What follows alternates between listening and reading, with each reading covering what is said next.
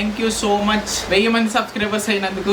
యూట్యూబ్లో 1000 మంది అయిన సందర్భంగా కేక్ మనమే రెడీ చేసుకుని కట్ చేసుకుంటాం. ఫస్ట్ పాకేజీ మైదా, డిమార్ట్లో దొరికే కోకో పౌడర్ని మైదాని ఉండలు లేకుండా జల్లించుకుందాం.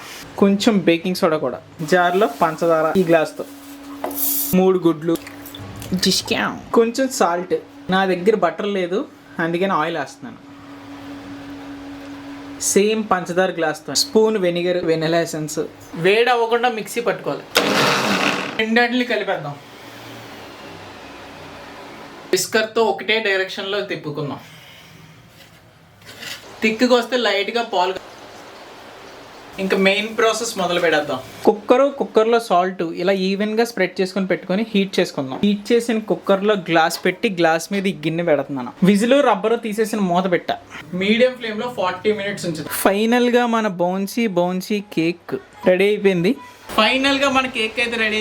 కట్ చేద్దాం.